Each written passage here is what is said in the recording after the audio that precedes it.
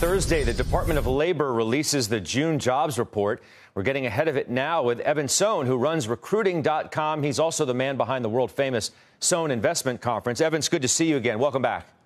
Thanks, Scott. Thanks for having us back. Well, you gave us a hint last time that things were likely to be pretty good on the jobs report. We had a blowout number, clearly. What do we expect now this week?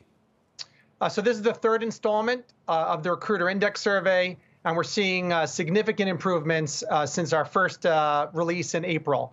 Top line numbers, the average recruiter in the June index is working on 20 open roles compared to 12 in April and 15 in May. So we're certainly seeing an uptick in the number of jobs that these recruiters are actually filling.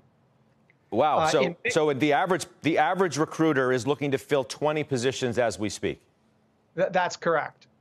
That's correct. In May, 23.8% felt the job market was improving, and that number is now 35%. So this is really across the recruiters in our network that we've surveyed.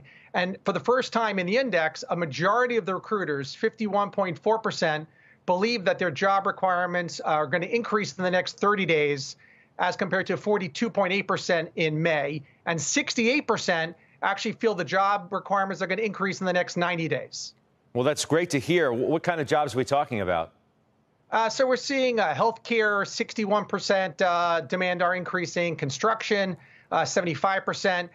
Two new sectors in this month's survey in the Recruiter.com index, aviation and aerospace, which barely registered in last month's. We're now seeing about 71.5% seeing demand in the next 30 days, and education, 75% increase in the next 30 days. Any of the trends jump out at you as a surprise? I mean, you say aviation. We all know what's happening in the aviation industry as we speak. I'm kind of surprised to hear you say that.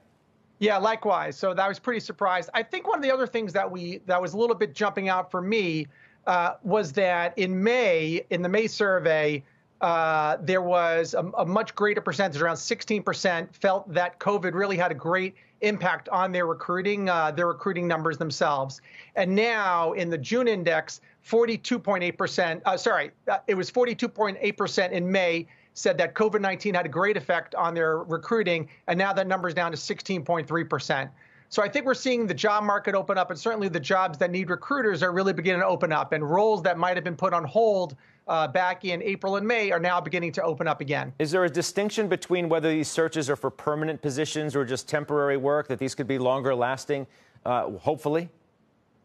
Yeah, certainly hope. We're not discerning between full-time or gig economy, 1099. We do believe that employers will be hiring these roles back. Some of the roles might be temp to perm, some might be perm, but there's certainly lots of roles that need to get filled.